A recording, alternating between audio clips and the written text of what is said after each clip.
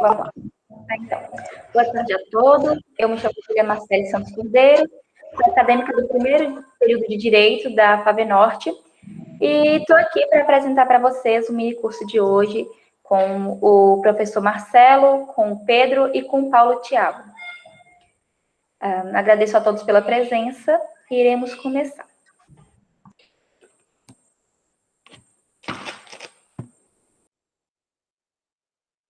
Acho que a gente pode começar uma rodada de apresentações, né, professor Marcelo, Paulo, depois eu posso ir.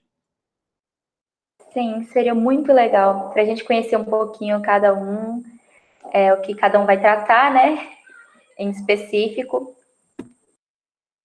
Então, vamos lá. Boa tarde a todas e a todos, a todes. É uma alegria estar aqui hoje.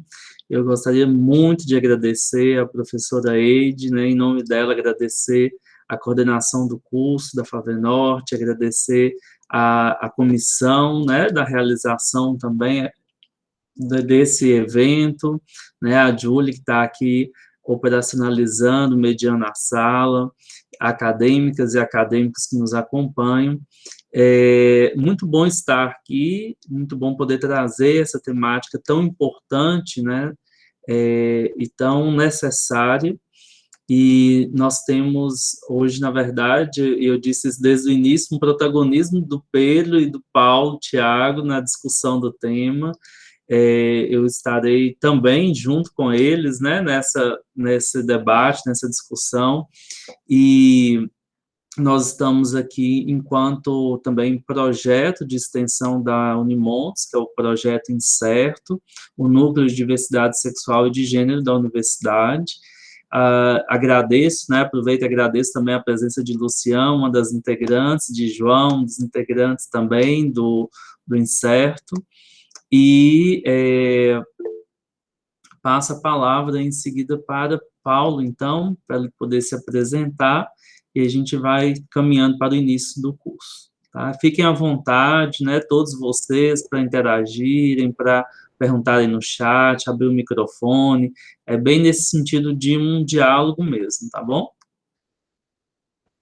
Olá, pessoal. Também, inicialmente, agradecer demais a oportunidade que a FAVENORTE nos ofereceu, agradecer à professora Eide, que fez o convite, ao Marcelo também, que está aqui nos auxiliando, e também fez o convite também para eu e o Pedro termos o protagonismo desse minicurso.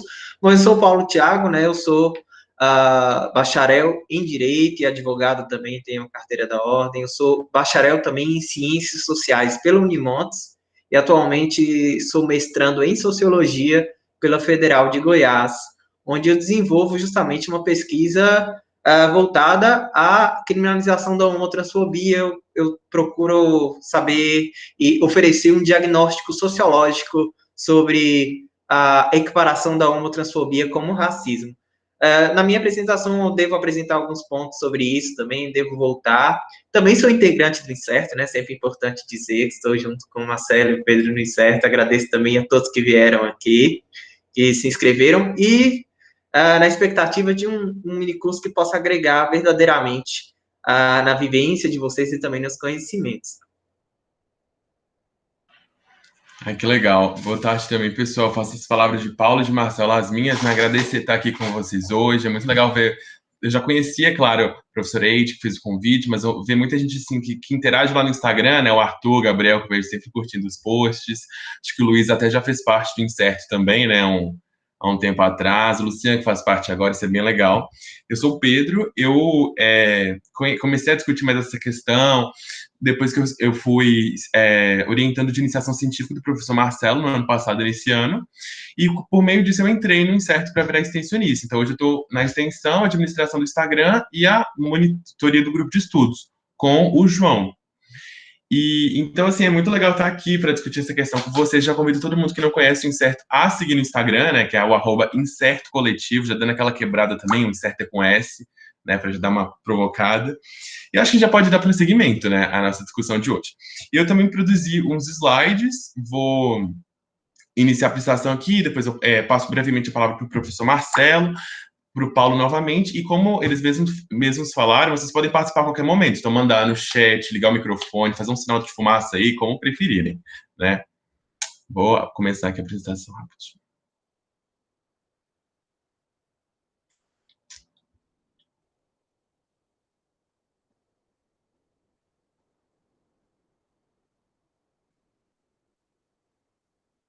Já conseguem ver a apresentação? Um luxo. Tá bom, beleza. Então, aqui, como vocês podem ver, esse é o título do minicurso, Das Ruas ao Congresso, Redes e Interconexões da Criminalização da Homotransfobia no Brasil. E aí, eu acho que, inicialmente, é interessante a gente trazer essa ideia do título do minicurso, né? O que significa isso? Das ruas ao Congresso, né? Parece que é uma ponta à outra, né? O que é isso? Eu acho que é uma questão que está muito aberta à interpretação, para todo mundo, sim, entender como bem quer. Só que durante as nossas discussões, a gente viu que tem como pegar essa ideia das ruas ao Congresso com, vamos dizer, de duas grandes maneiras.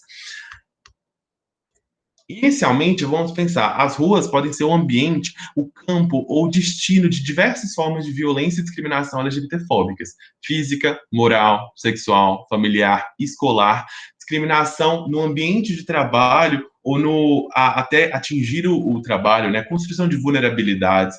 A gente vê muitas assim, pessoas que são expulsas da família, que vão para as ruas. A gente também não fala hoje em dia mais da evasão escolar, né? Isso de uma expulsão escolar. Então, muitas vezes as ruas são realmente isso, um ambiente de vulnerabilidade, onde elas se manifestam e se constroem. Lá do outro lado, o Congresso também pode ser um ambiente de violência LGBTfóbica, um ambiente de violência institucional, em que a gente vê o silenciamento, declarações de governantes que têm pronunciamentos e falas e propostas, né, também, por que não, que são homofóbicas, transfóbicas, e aí que está uma das grandes discussões de hoje da gente aqui, que é da negligência legislativa, da inação do legislativo, que vai ser apresentada logo mais. Só que eu tinha falado no início, né, que essa questão da discussão das ruas ao Congresso também tem outra maneira de interpretar isso, né, que é além da violência, da discriminação e tal, que seria o quê? Das ruas enquanto redes de apoio, locais em que nascem essas redes de apoio, nascem os coletivos, se manifestam os núcleos, acontecem as paradas de orgulho, as manifestações, os protestos, onde se manifestam, enquanto de um lado podem ser as vulnerabilidades, as formas de representatividade, né? A gente tem que falar também do lugar onde a gente está, então do Brasil, do norte de Minas, da América Latina, onde se constroem identidades, né?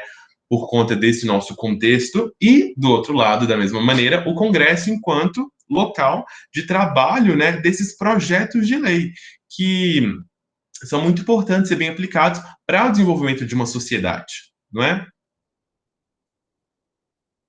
Só que, assim, discutindo essa conversa de hoje, eu separei 4 termos que eu acho que são muito importantes para qualquer conversa sobre direitos da população LGBT, por exemplo. Então, eu queria perguntar para vocês, quem quiser mandar aí no chat, existe algum desses que vocês não sabem o que significa? Então, por exemplo, assim, mas não é só saber o que significa no sentido, assim, de, por exemplo, eu não sei, ou eu sei e tal. Assim, uma questão de você consegue explicar para um colega, para um professor, para um primo, para um amigo, se perguntar? Porque a gente tem aqui orientação sexual, identidade de gênero, que são questões que muitas vezes são bem confundidas, né? As pessoas confundem uma com a outra. LGBTfobia, que é um termo muito mais amplo do que o homofobia, né? Ou agora a gente também fala bastante, até em âmbito de STF, né? O homotransfobia e cis heteronormatividade. Tem alguém que não conhece algum desses ou tem dificuldade? Para a gente contabilizar aqui mesmo, né? E eu chamo o professor Marcelo até para tratar um pouco desses conceitos com a gente. Você pode, professor?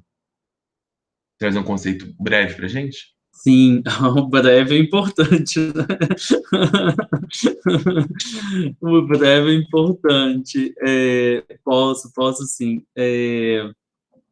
Eu brinco, né, que é importante que, na verdade, dá para a gente fazer uma grande discussão se nós pensarmos em cada um desses tópicos, né? Gênero, a questão da sexualidade, orientação sexual, e a própria cis-heteronormatividade, ou cisnormatividade, heteronormatividade. Bom, vamos lá, né? De que forma que a gente pode começar essa nossa discussão? Eu acho que é muito importante a gente começar falando que nós temos todo um histórico de construção em torno das questões de gênero e das questões de sexualidade, de uma forma geral. E que é muito importante, nesse início da nossa conversa, nós pensarmos que há uma tendência a uma naturalização em relação a determinados gêneros e sexualidades, né? Então, há uma naturalização, há uma idealização, há uma normalização em relação a determinadas vivências de gênero e de sexualidade. Então, quando a ponto de nós falarmos, né, e aí já seria incluindo o último tópico aí do slide, de uma cisnormatividade ou de uma heterossexualidade compulsória. O que significa isso, né? Significa que dentro dessa construção das possibilidades, né, de vivência de gênero, e quando nós falamos em gênero, nós estamos nos referindo da forma, né, como hoje é abordado, nós estamos nos referindo a uma questão de identidade, de identificação, né, como a pessoa se autodefine, como a pessoa se vê, e aí é importante nós falarmos que existe um histórico em relação à discussão de gênero, na perspectiva de que, durante muito tempo, né, se cunhou, por exemplo, a expressão, hoje já superada, né, transexualismo, e esse prefixo ismo era porque era categorizado, né, como uma doença, depois, em razão dos movimentos, né, principalmente, né, do movimento trans, a gente consegue retirar essa lógica, né, embora ainda permaneça categorizado, né, dentro do CID, a gente consegue retirar como um aspecto de doença, de disforia, mas durante muito tempo, depois, né, o novo nome, transexualidade, transgênero, que é um termo mais amplo, né, guarda-chuva, mas durante muito tempo, e eu estou tomando a questão do gênero como exemplo, você classificava aquele que não estava dentro dessa naturalidade, entre várias aspas, né, dentro dessa naturalidade, dentro dessa normalidade. E a grande discussão que a gente, né, tenta trazer aqui é que não existe um gênero natural, né, não existe um gênero ou uma sexualidade que sejam naturais ou que sejam normais, mas historicamente você categoriza o outro, né, você fala, olha, existe a categoria normal, e existe uma outra categoria, e a gente começa a ver a importância de problematizar todas as discussões de gênero e de sexualidade, exatamente para não trazer, né, o que a gente chama de cisgeneridade, que seria essa vivência onde você se auto-identifica da forma como foi atribuído a você no nascimento, mas que essa cisgeneridade ela não se torna uma regra, ela não se torna uma imposição, né, e daí uma normatização, né, de todas as pessoas, de todos os corpos. Então, por isso que a gente fala de uma cisnormatividade. A discussão que a gente traz hoje sobre gênero é muito semelhante a uma discussão já feita, né, e talvez mais próxima de todos nós, em relação à sexualidade. Então, durante muito tempo também, nós tínhamos cunhada a expressão, né, homossexualismo, e o prefixo ismo, mais uma vez, porque ele é categorizado como uma doença, uma patologia, né, nós sabemos que a ciência médica, assim como, né, o próprio direito, são instrumentos, muitas vezes, de patologização de né, de vivências, tanto de sexualidade como de gênero. Então, em relação à sexualidade, a gente passa por também por esse histórico, né? Primeiro foi criado ali, né, o Cadastro Internacional de Doenças, era uma patologia, a vivência da sexualidade que não fosse heterossexual, então você cria uma categoria, homossexualismo, depois isso é reapropriado, né, e aí a gente tem a possibilidade de chamar de homossexualidade e todas as derivações do termo, mas é muito importante a gente compreender que a heterossexualidade também ficou muito tempo sem ser questionada, né? É porque era o naturalizado, né? Era o normalizado. Então, e daí surge essa lógica de uma heterossexualidade compulsória também, como se todas as pessoas tivessem que ser heterossexuais, né? Como se essa fosse a única forma de vivência da sexualidade normal, possível, né? Dentro dessa lógica de uma ordem que é social e que é sexual também, e que acaba se estruturando dentro dessa lógica de heterossexualidade e cisgeneridade, né? E é compulsório porque a gente vai percebendo que existe todo um aparato, né, do Estado, da sociedade, né, das famílias, da escola, né, das religiões, existe todo um discurso, né, em prol de uma naturalização da vivência heterossexual e da vivência da cisgeneridade na perspectiva do gênero, né?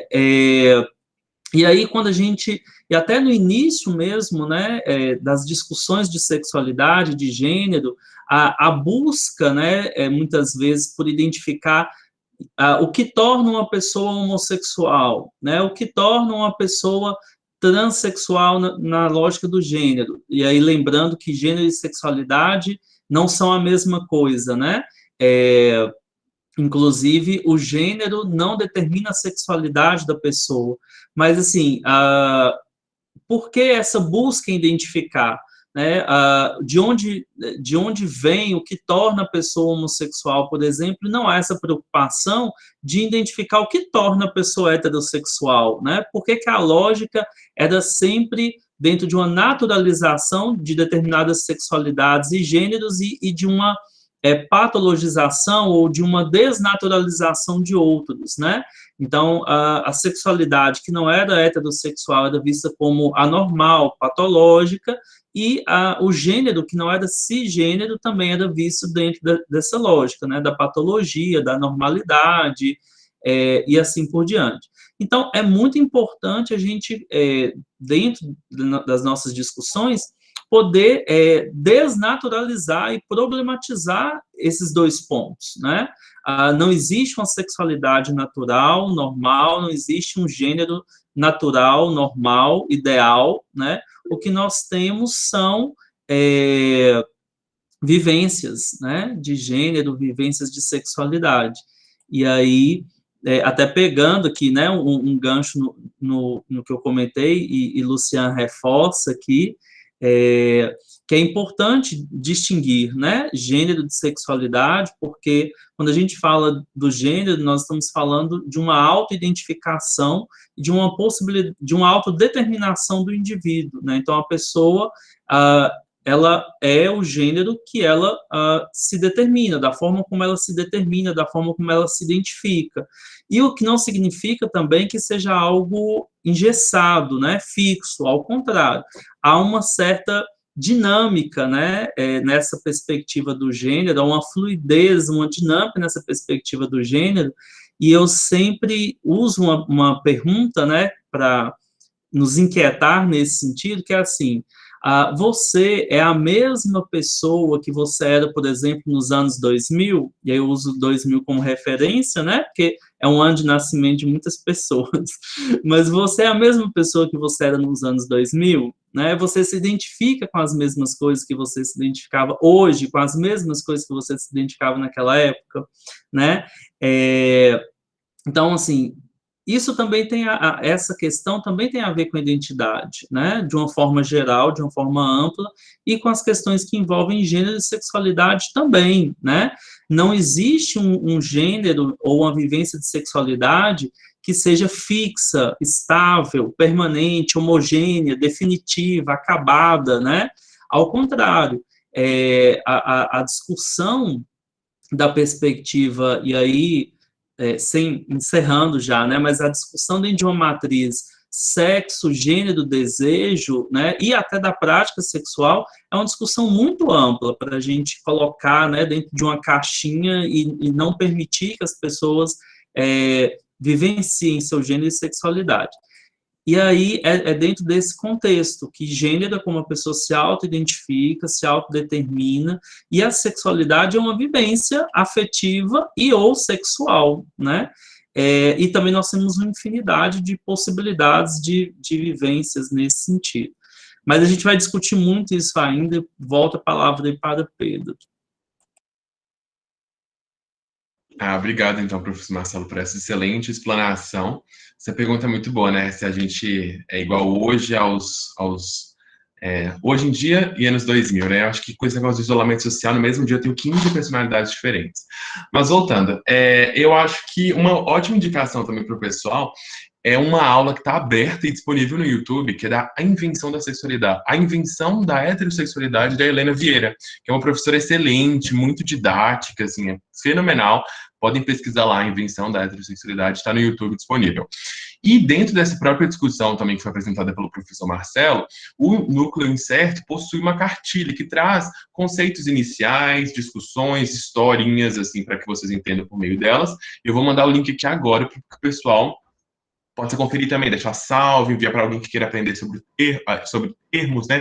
Porque muitas vezes a gente vê, assim, questões serem debatidas em relação a isso, mas, assim, sem explicar muito bem o que é cada letrinha, o que significa isso aqui e tal, né? Então, é uma ótima indicação e é super leve, assim, para repassar mesmo. Só que seguindo com essa discussão, seguindo com o nosso debate aqui de hoje, eu acho que é muito interessante a gente debater como é que existe em curso no Brasil uma grande dicotomia entre o Brasil das leis e o Brasil de fato, né? Ou seja, aquela realidade jurídica que a gente tem ali, dos instrumentos jurídicos, dos direitos, e o que se observa nas ruas, como a gente estava falando, né? Como se observa na realidade.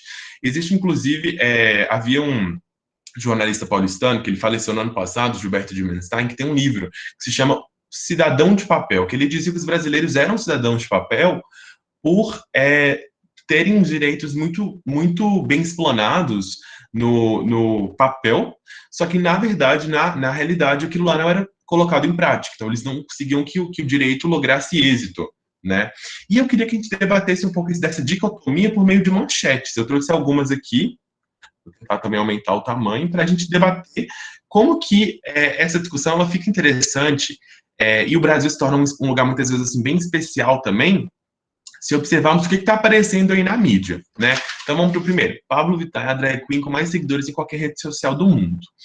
Ou seja, o Brasil tem a drag queen que é a mais famosa de todo o planeta, que já se apresentou diversas vezes na televisão aberta, já ganhou o prêmio de melhor cantora de música do ano, no programa que é mais assistido durante o domingo, né, o Domingão do Faustão, causa muita repercussão, toca em muitas rádios, embora de vez em quando existam aquelas tentativas de boicote, né? A gente está vendo isso aqui, a Pablo Vittar muito conhecida.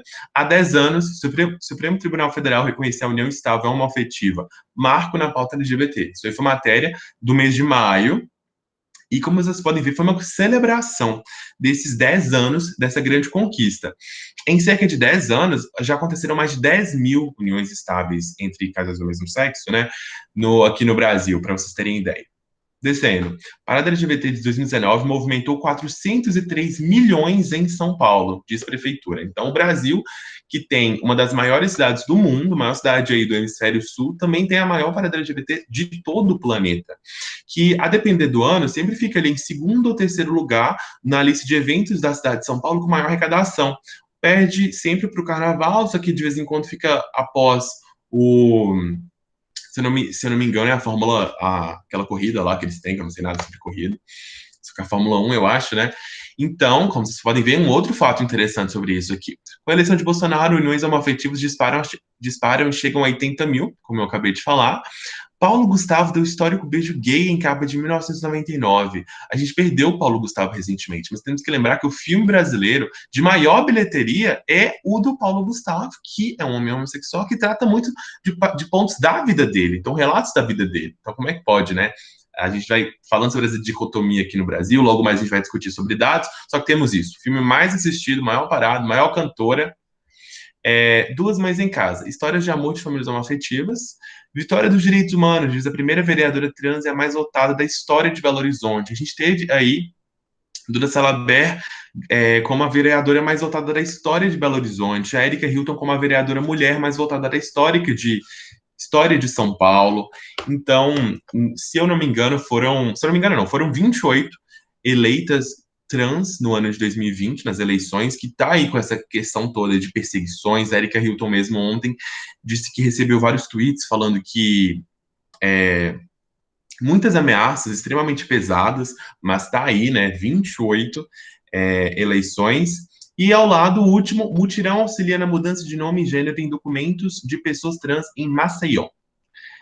Agora a gente desce, e o que aparece também na mídia, que a gente consegue observar também aparecendo aí na mídia. Essas são as manchetes escolhidas.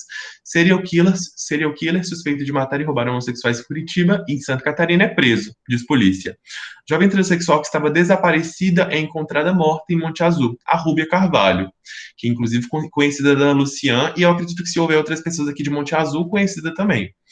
Lésbica é assassinada pelo pai da namorada ao tentar fazer pedido de casamento. Olha só, 4 semanas atrás, matéria do G1, falando que os casamentos estavam em alta, 81 mil.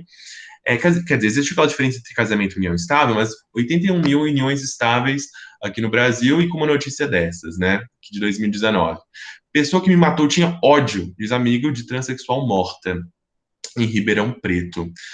Mulher transexual é morta por dono de bar após briga em Alfenas, Minas Gerais. E por último, ali, um dado da ONU que diz que um ativista é morto a cada 8 horas, ou a cada 8 dias no Brasil. Estando nesse meio aí, os ativistas do meio LGBT também.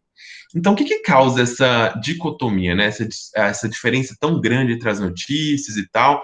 E ao mesmo tempo a gente pensa assim, como é que pode o Brasil ter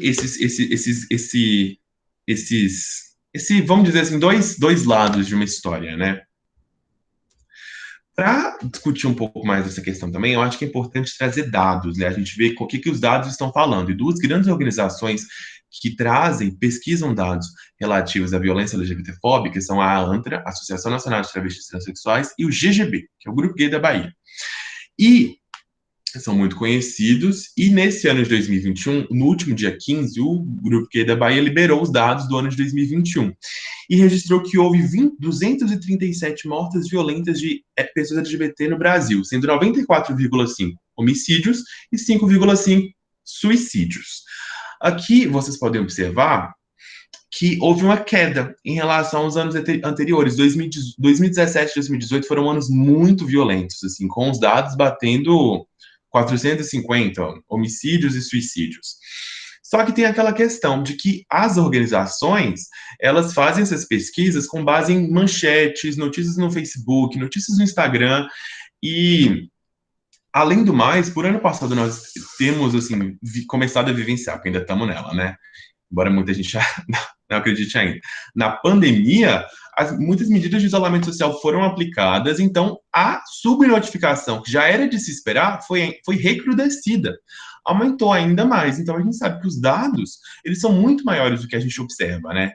Essas 237 mortes aí no ano de 2020. Eu também convido o pessoal a pesquisar esses dados, jogar na internet mesmo, assim, GGB, dados violência 2021. Porque eles pesquisam, eles tentam trazer, assim, quais foram os principais, as formas que o homicídio foi colocado ali, as armas utilizadas, e uma situação que a gente fez se repetir reiteradas vezes é a da crueldade, que muitas dessas mortes, elas foram dadas em caráter de excesso mesmo, assim, que não era só para, vamos dizer, acabar com o indivíduo, sim, acabar com sua identidade, acabar com ele enquanto ser humano mesmo, enquanto sujeito. E também ressaltar que a ANTRA traz que dessas 237 mortes violentas, grande maioria era de pessoas travestis e transexuais. Melhor dizendo, 161. Aqui a gente tem, como o que eu acabei de falar, né, de por grupos, quais seriam esses, e o informativo da ANTRA, dizendo que em 2020 aumentou o número de assassinatos de pessoas trans no primeiro quadrimestre em 48%, ou seja, o período de janeiro a abril, logo ali quando começou a pandemia mesmo. E também fica uma outra indicação para o pessoal, que é o perfil da ANTRA, como eu falei, a Associação Nacional de Travestis e Transsexuais, no Instagram, que é muito bom. Traz muitas informações bacanas, muitos relatos, infográficos. O arroba eu vou até mandar aqui no chat. É antra.oficial, que é bem interessante mesmo. Porque agora fica aquela pergunta, como é que pode o Brasil, que a gente observa essas manchetes e está vendo os dados aqui, né, o país com o maior número de mortes e crimes LGBTfóbicos no mundo, quer dizer, ocorrências LGBTfóbicas no mundo, não ter uma legislação específica em âmbito federal de amparo a isso, de amparo e proteção da população LGBT. O que causa isso? O que é isso, né?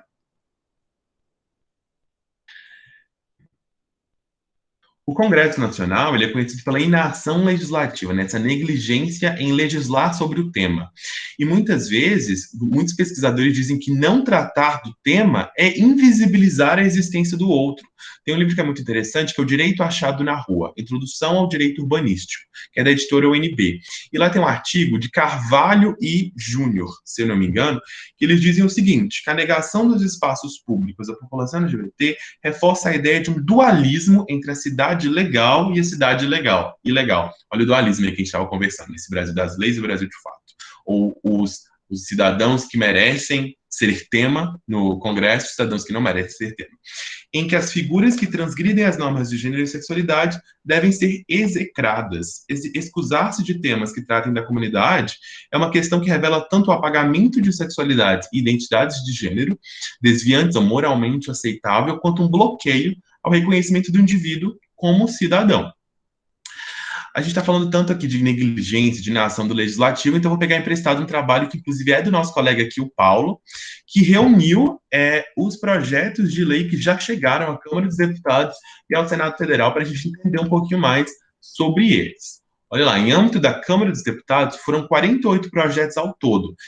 Se houver alguma correção, pode me falar, viu, Paulo? Estando 19 em tramitação, 14 apensados, quando eles são anexados a outros similares, tem até caso assim de um de 2017 foi anexado a outro de 1997, né? Então, vocês saberem como é que tá funcionando. Então, 48 projetos em âmbito da Câmara dos Deputados, estando 19 em tramitação, 14 apensados, 11 arquivados, 2 aguardando o parecer do relator na comissão ou deliberação da mesa diretora e 2 retirados ou devolvidos ao autor. Já em âmbito do Senado Federal, são 16 projetos, estando 6 como tramitação encerrada e 10 em tramitação ainda, para vocês saberem que muitos são os projetos que chegaram ao Congresso, né, chegaram à Câmara e ao Senado nos últimos anos, e estando alguns, inclusive, aí há mais de 15 anos, né.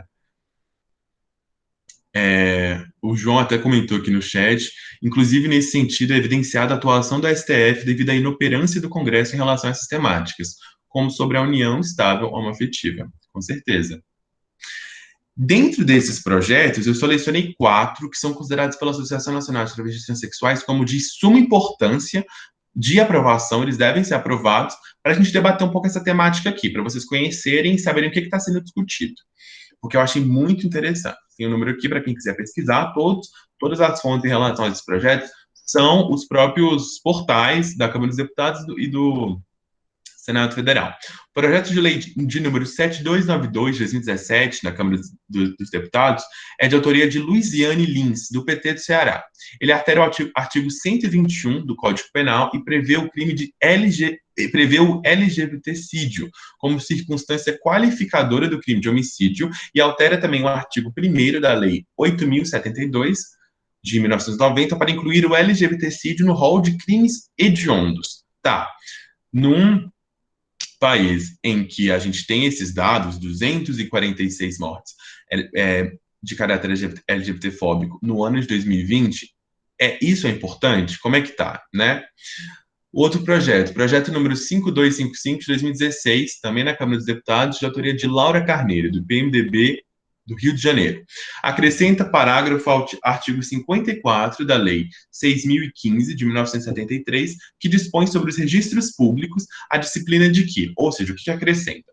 Registro do recém-nascimento sob o estado de intersexo, quando for atestado que as características físicas, hormonais e genéticas não permitem, até o momento do registro, a definição do sexo, do registrando como masculino ou feminino, após laudo elaborado por equipe multidisciplinar. E esse projeto ele foi apensado a um outro, que é bem mais antigo, que dispõe de questões também pertinentes ao registro civil, só que é de suma importância, porque aqui a gente percebe uma grande violência contra indivíduos intersexos, que são, muitas vezes, tem essa... sofrem uma violência no momento de nascimento. Então, para pessoas que gostam de pesquisar essa temática, é muito interessante. Os outros dois são Projeto de Lei 7424, também da Câmara dos Deputados, de 2014, de autoria de Jean Willis, do PSOL do Rio de Janeiro. Altera dispositivos do Estatuto do Idoso, garantindo que entidades desenvolvam programas de institucionalização de longa permanência aos idosos, de modo a preservar sua dignidade, independentemente de orientação sexual ou identidade de gênero. Esse aqui é bem interessante, porque ele busca compreender que os indivíduos que tem uma orientação sexual, uma identidade diferente, que não é cis, hétero, que eles também podem envelhecer de uma maneira diferente, então devem existir os instrumentos capazes de incluí-los também nos direitos previstos pelo Estatuto do Idoso e tal. Inclusive, na UFMG tem um núcleo que é o Diverso, que é o Núcleo Jurídico pela Diversidade Sexual e de Gênero, que está na Faculdade de Direito, e ele faz uma pesquisa muito interessante em relação a isso, envelhecimento na população LGBT. Para quem quiser conferir também, tem algumas matérias no perfil do Instagram deles, eles têm um site com alguns artigos interessantes também nos livros e anais dos congressos, então é uma discussão que está começando aí. Mas nesse viés, a gente tem que entender também o que acontece, né? Existem aqui no Brasil algumas leis estaduais e municipais de amparo e proteção da população LGBT. O município de Juiz de Fora tem um, o estado do Rio de Janeiro tem um, Rio Grande do Sul. E a principal que eu selecionei para trazer aqui é a 10.948 de 2001 do estado de São Paulo. Para quem já visitou São Paulo e já visitou alguns museus por lá, o MASP, a Pinacoteca, quando a gente vai no banheiro tem uma placa, que eu lembro que foi quando eu conheci essa lei, que é uma placa que está aqui ao lado, que essa placa é da Pinacoteca, que diz: autoidentificação. Sinta-se à vontade para usar o banheiro correspondente à sua identidade de gênero. Logo ao lado, isso aqui na foto não tem, está descrito assim: estamos de acordo com a Lei 10.948 de 2001. Essa lei, ela pune pessoas que praticarem manifestação atentória ou discriminatória contra cidadão homossexual, bissexual ou transgênero via processo administrativo. Por ser uma lei estadual, ela vai conseguir punir esse indivíduo por processo administrativo, ou seja, vai ser uma advertência, vai ser uma multa, o ambiente que impediu o indivíduo de entrar ali, impediu o indivíduo de pegar o transporte, ou estar no ambiente, ou ter um tratamento inadequado, pode perder a licença estadual de funcionamento por 30 dias, ou realmente tê-la cassada, né, ter essa licença cassada, e para proibir o funcionamento, e é uma lei de extrema importância, que existe desde 2001 no estado de São Paulo. Ela é bem curtinha, então também convido todo mundo a ler, deixar aí anotado, 10.948 do estado de São Paulo, e realmente, quando fizer viagens assim ao estado, observar, porque a gente vê ela sendo citada no MASP, na Pinacoteca, justamente para evitar esse tipo de discriminação nos ambientes públicos. A lei também tem só uma questão mais específica, que se o ambiente for algum órgão público, ou quem estiver realizando essa manifestação atentatória for servidor público, ele vai seguir outras diretrizes mais específicas. E voltando aqui também, tem uma foto da parada, né? Aí na Avenida Paulista, que como a gente viu lá nas manchetes logo no início, é a maior do mundo.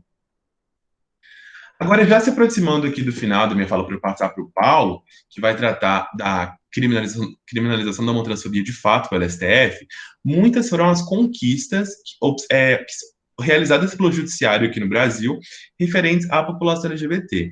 E o Renan Quinalha, que é um professor da Unifesp, ele até traz no seu podcast, entretanto, eu não me recordo o episódio, só que acho que foi o de 1 de setembro do ano passado, que é muito perigoso isso ficar sempre às mãos do judiciário, essa tomada de discussões referentes a direitos pertinentes à diversidade sexual e de gênero, né? Porque o grupo de juízes, por exemplo, de ministros, ele é temporário, né? Então vamos supor que a gente está com um grupo aqui, e daqui 15 anos esse grupo se muda, Então, as discussões também podem mudar, o que eles estão apoiando, o que eles estão discutindo ali, aprovando, não é? Então, isso traz realmente a importância de se combater a inação e a negligência legislativa. Só que aqui, como vocês podem ver no slide, tem as principais conquistas em âmbito do judiciário, mas entre esses anos também há outras conquistas em relação, por exemplo, assim, o Enem, que começou a permitir que os indivíduos utilizem o nome social, questões relativas ao SUS, ao Conselho Federal de Medicina. Então, uma pesquisa que segue, né? No ano de 2011, por exemplo, houve o reconhecimento da união estável entre casais do mesmo sexo pelo STF. Até notei aqui que foi o julgamento precedente da ação direta de inconstitucionalidade 4277 e da arguição de descumprimento de preceito fundamental 132, com relatoria do ministro Carlos Aires Brito, que passou a reconhecer a união estável, que já estava acontecendo de forma tímida pelo país, como válida, que, como eu já falei, já estava acontecendo, mas precisava desse parecer. Como vocês puderam observar também lá nas manchetes, mas reforçando aqui uma outra fonte, tem um site que é o Deutsche Welle Brasil, de notícias, DW Brasil, que trouxe que no ano de 2010, um ano antes dessa decisão pelo STF, houve 576 uniões estáveis entre pessoas do mesmo sexo no Brasil, enquanto que em 2020, ano passado, houve 2.125.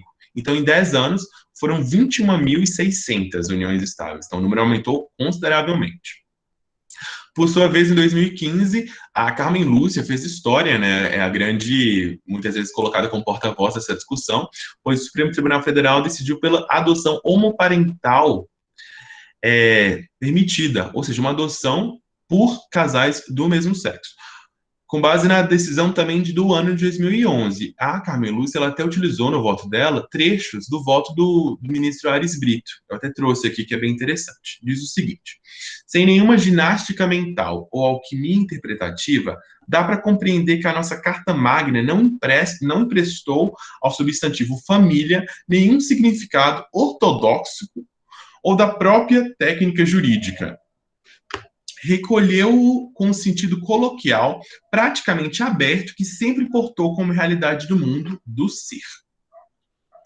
Os dois últimos que eu trouxe, de 2018, que o Supremo Tribunal Federal também determinou que pessoas trans podem alterar o nome e o registro de sexo presentes no registro civil, de forma muito mais simplificada, não precisaria entrar na justiça em relação a isso. Essa é uma discussão que também precisa de muita atenção, porque o Incerto mesmo já recebeu algumas demandas de pessoas que dizem que não têm a condição financeira para arcarem com isso, né? Tem até alguns estados assim que fazem esse serviço 100% gratuito, eu acho que é o caso do Ceará, só que para muitas pessoas, assim, vamos supor que é uma conquista para uma população que, em sua grande maioria, ainda se encontra em situação de vulnerabilidade, né, as pessoas trans. Cobrar preços, muitas vezes, altíssimos, não é coerente. Só que eu trouxe aqui também que foi o julgamento de ação direta de inconstitucionalidade 4275. E aí, a gente saltou de 2019, né, criminalização da homotransfobia para deixar para Paulo, só que 2020, o mais recente, que foi o afastamento pelo STF de normas sanitárias da Anvisa e do Ministério da Saúde, que proibiam doação de sangue por homens LGBT e pessoas transexuais. Que, nesse caso, foi o julgamento procedente da ação direta de inconstitucionalidade 5543, do PSB, que argumentava que que havia ali uma discriminação de acordo com a orientação sexual do indivíduo e não a sua prática sexual. Então, são discussões muito importantes, como vocês puderam ver. Existe um histórico, sim, de conquistas em âmbito do judiciário aqui no Brasil, só que essa discussão ela não pode se fechar tão somente nisso, né? Porque a gente tem que se lembrar do que foi apontado aqui no início, como eu trouxe para vocês, né? Dos dados de violência, o que explicam isso, que a gente já tem também a subnotificação. Aqui no Brasil não existe um órgão específico para contabilizar esses números.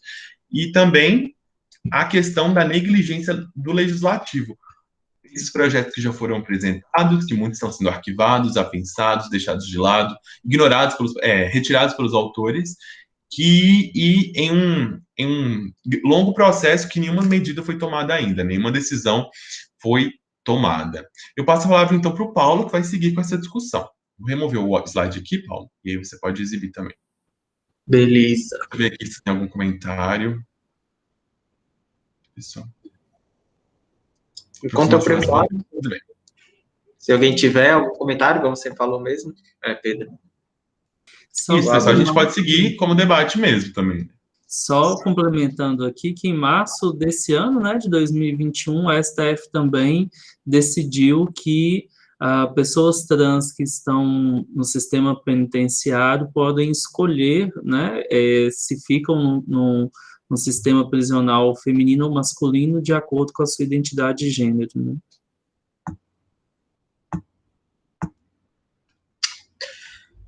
Professor, eu só queria fazer um comentário. Você mencionou a despatologização da transexualidade, né?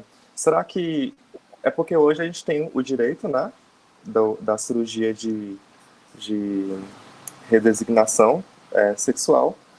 Será se houvesse essa despatologização, será se esse direito a essa cirurgia, né, pelo SUS, de forma gratuita, será que isso não seria perdido com o tempo? Não sei. Porque, por exemplo, hoje é tratado como doença, mas depois, né, se houvesse uma despatologização dessa transexualidade, será que isso seria um prejuízo para a comunidade? É uma pergunta super importante, Gabriel. Primeiro, muito feliz de ter você aqui também conosco. Gabriel é mestrando, foi meu aluno, né, e é mestrando, traz uma discussão super importante sobre, não sei se ainda vai ser essa, né, mas uma discussão sobre a questão da justiça de transição e os movimentos, aí Simone também está tietando aqui, sobre justiça de transição e o movimento negro durante a ditadura militar. É isso? Então, sobre a pergunta importante, né? Na verdade, a gente percebe a importância de políticas públicas específicas para as pessoas trans. E aí, o movimento de despatologização, ele é importante também, porque durante muito tempo nós tivemos uma categorização, tanto por parte da Organização Mundial da Saúde, como também, no caso do Brasil, né, os órgãos de saúde internos, uma categorização como uma doença mental, né? Depois disso, houve uma alteração para uma discussão de disforia de gênero, que é o que muitas pessoas ainda entendem pela vivência das pessoas trans, né? A pessoa trans é aquela que não que tem um conflito entre a sua... Perdão. Não, imagina. Que tem um conflito entre a sua identificação com as suas genitálias, né? Isso está muito, inclusive, está muito forte no senso comum, né?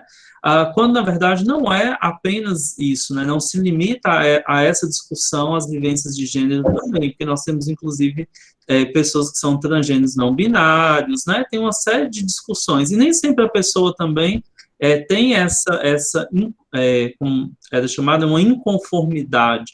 Na verdade, a pessoa se identifica, tanto que não é obrigatório, e nem todo mundo faz, né, cirurgia de redesignação sexual.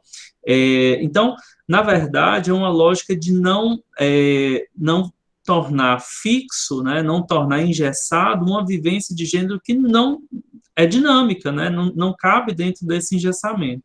Mas vou chegar lá na discussão. E aí, o que nós temos hoje, depois de toda a movimentação em torno dessa discussão de despatologizar? Por que é importante tirar esse caráter de doença, de patologia?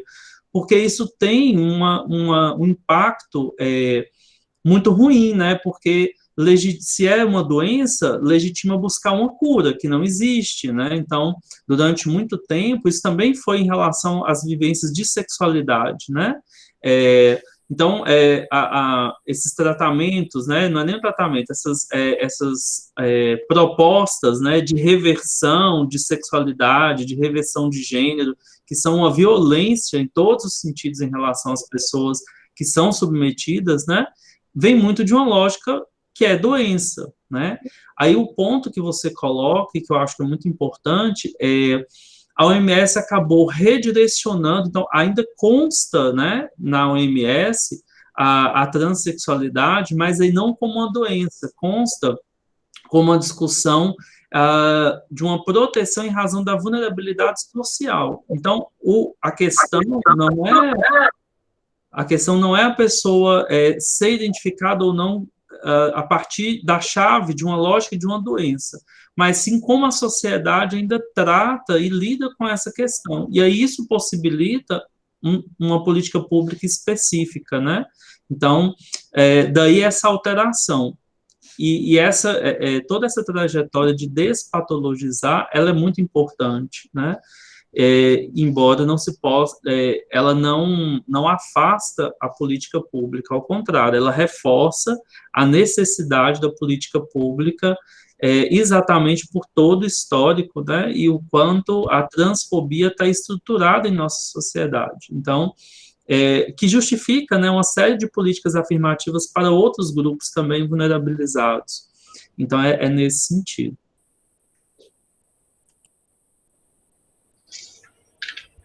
Mais alguma coisa? Eu já poderia seguir? Como é que... Pode seguir?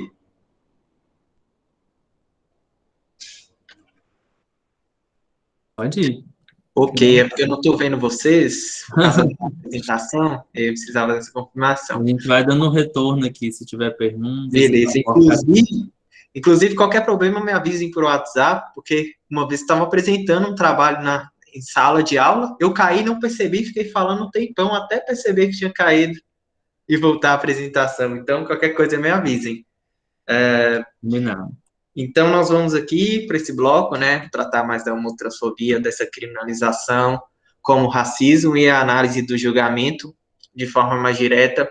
Minha apresentação já fiz no início, né, então não vou repetir. Eu só vou reforçar novamente que aqui eu vou tratar de alguns conceitos sociológicos e jurídicos. Vou tentar apresentar elementos novos que estão um pouco fora dessas discussões que a gente tem, né, de muito... porque foi uma coisa muito divulgada à época, né, tentar apresentar alguns fatos inéditos, e só dizer que eu trato só de sociológicos e jurídicos, porque são que estão na minha formação, né, eu sou sociólogo de formação e também jurista de formação, então são que eu dou conta de apresentar, e por isso que vai ser enfocado nisso. Então, avançando,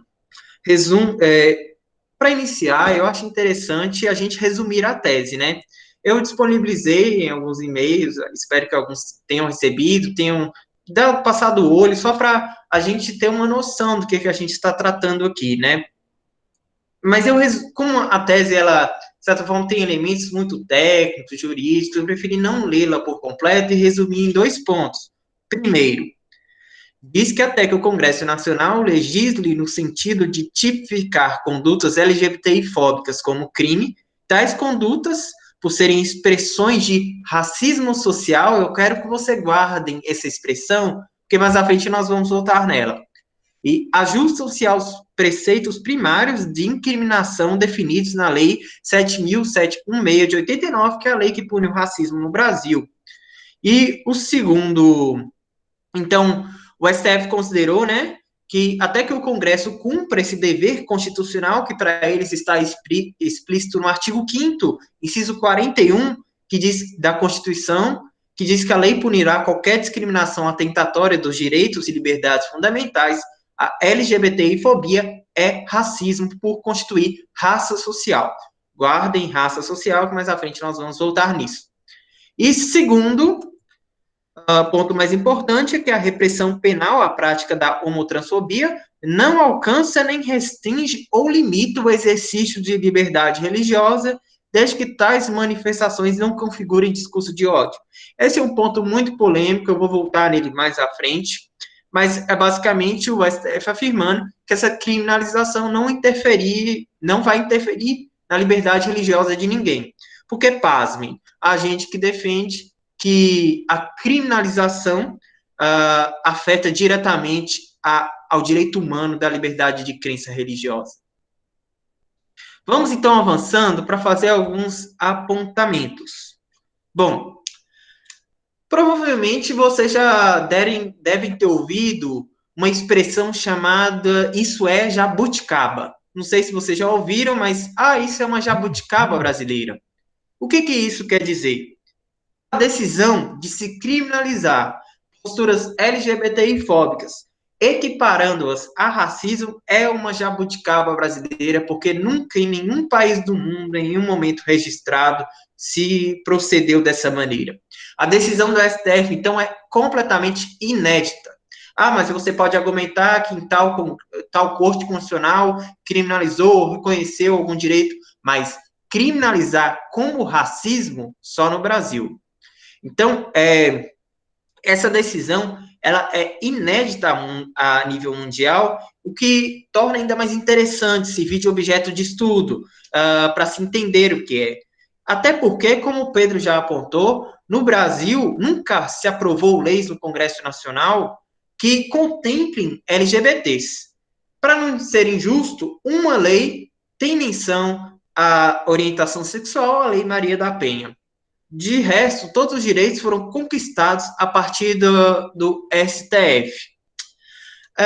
Uma coisa interessante também que nós temos que notar é que os tribunais constitucionais se tornaram o foco dos movimentos sociais, principalmente no Brasil. Os movimentos sociais de luta por direitos LGBT geralmente recorrem diretamente ao Supremo Tribunal para recorrer a direitos, para garantir direitos, ao invés de se dirigir à Câmara, porque não se obteve nenhuma vitória na Câmara, não se consegue diálogo em um espaço extremamente conservador, e o STF, por ter um caráter mais contra-majoritário, ele é mais propício a possibilitar avanços. E olha, gente, a questão dos tribunais constitucionais assumirem essa postura de protagonismo em questões espinhosas não é uma coisa só do Brasil, não é uma peculiaridade brasileira.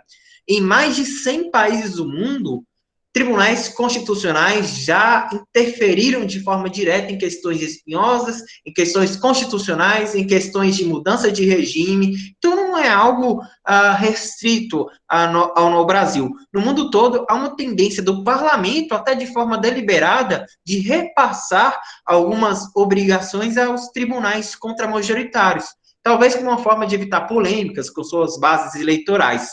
Isso tem um artigo muito interessante do Han Rich, que é o novo constitucionalismo e a judicialização da política pura no mundo, em que ele faz esse recorte e traz a apresentação.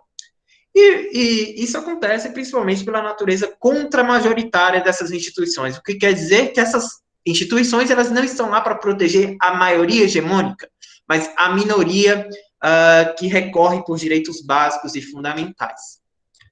Outra coisa muito interessante desse julgamento é que a decisão o próprio processo de decisão, ele é representativo demais, porque realizaram sustentações orais advogados gays, 2 especificamente, uma lésbica e uma mulher trans. Todos eles falaram na maior corte constitucional, na Corte Constitucional do Brasil, né, a guardiã da Constituição.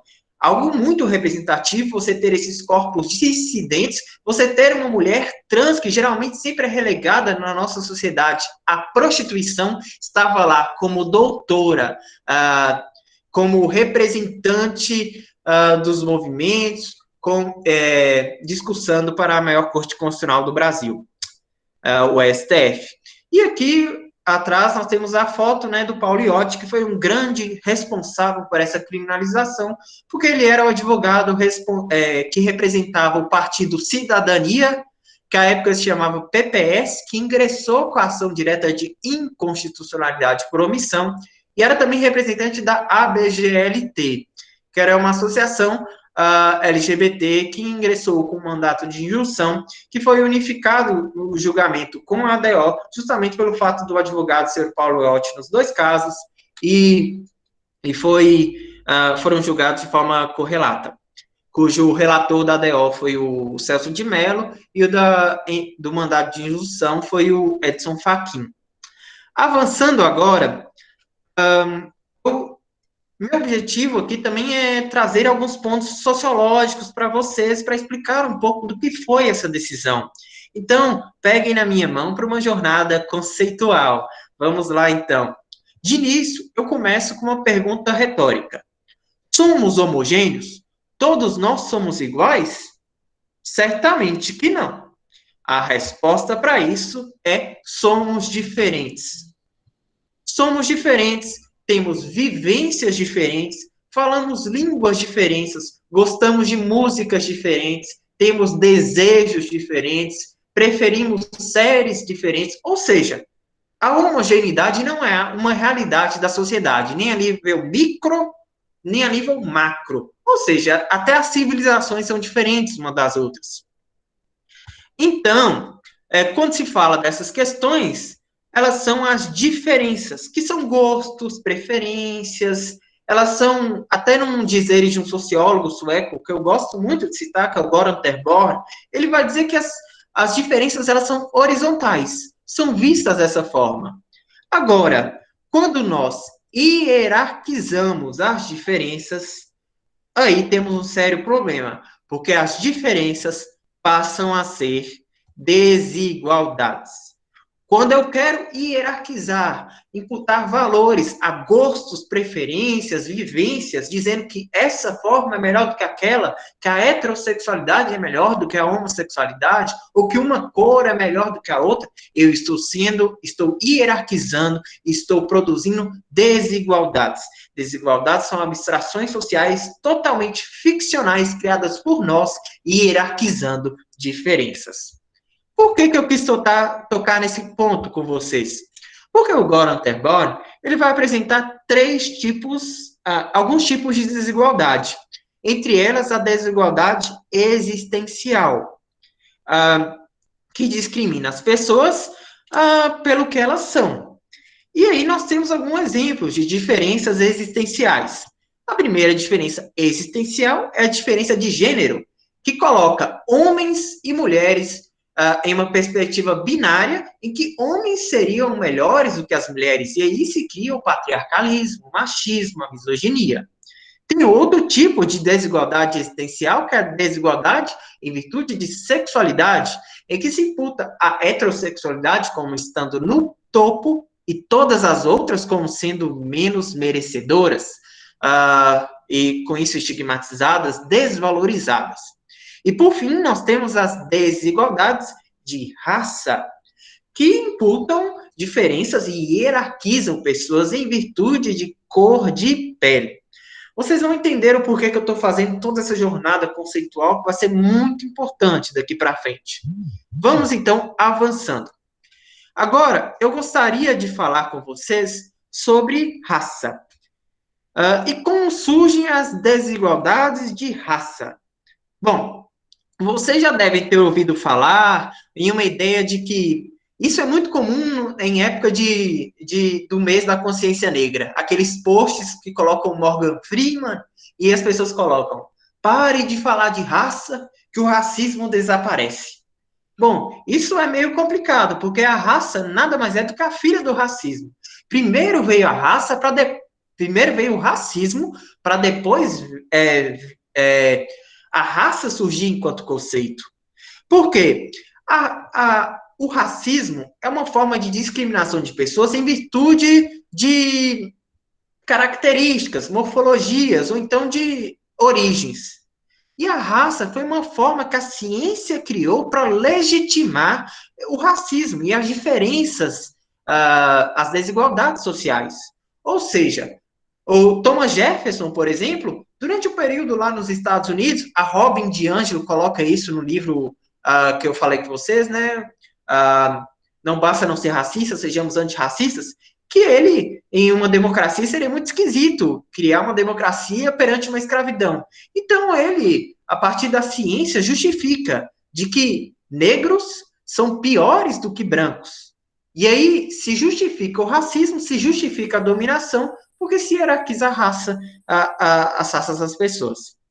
Então, é nesse sentido. A raça é uma forma científica de pseudociência para justificar as diferenças, as desigualdades que existem na sociedade.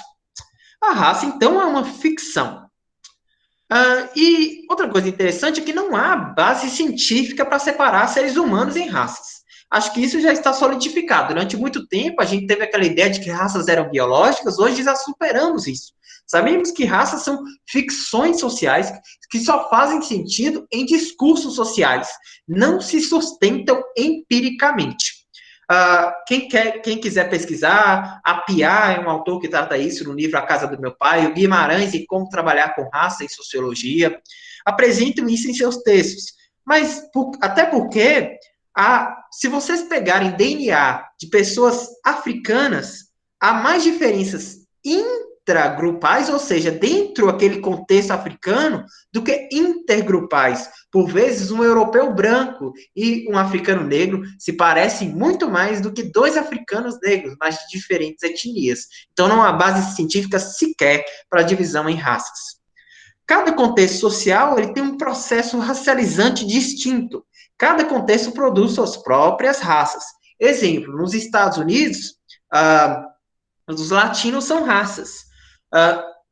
Na Grã-Bretanha, pessoas do Sudeste Asiático são chamadas de negras. Irlandeses, em Grã-Bretanha, também são racializados de uma forma inferior aos britânicos.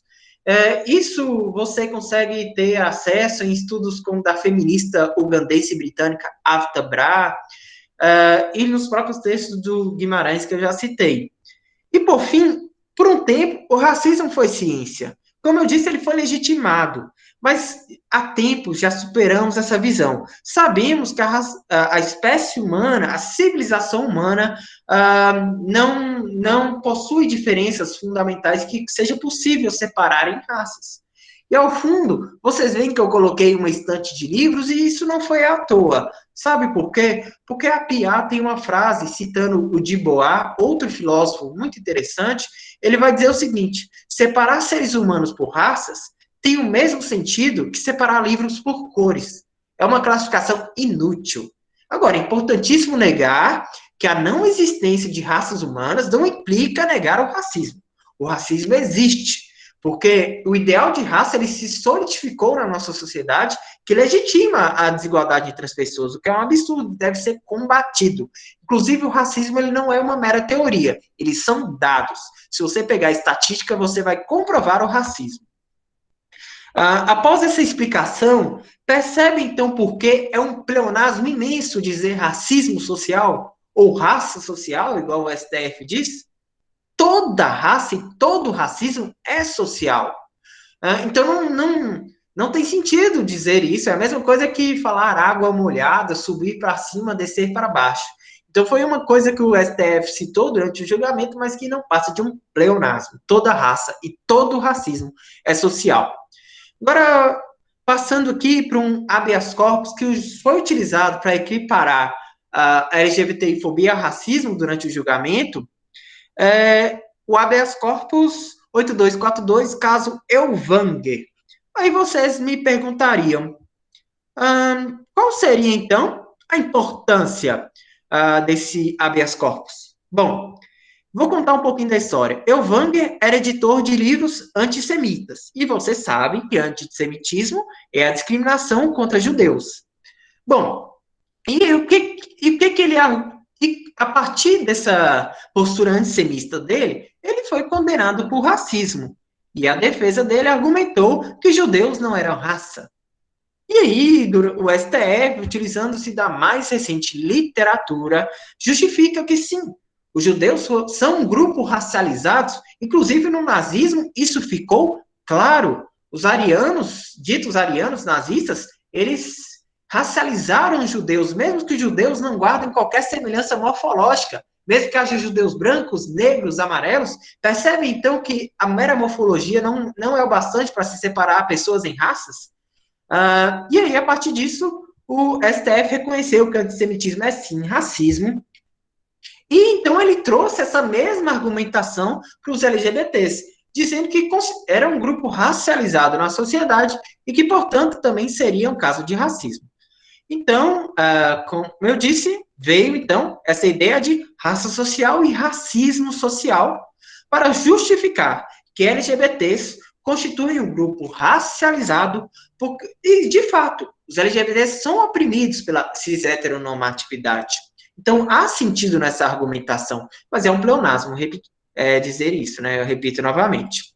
Avançando, uma coisa que o Marcelo até já explicou, o Pedro também já falaram, que eles disseram, então, que havia essa racialização dos grupos LGBTs por causa da cis heteronormatividade, né? Que coloca, de um lado, o normal e o natural, que seria a heteronormatividade, a heterossexualidade, em contraponto ao anormal ou patológico seriam as vivências LGBTs.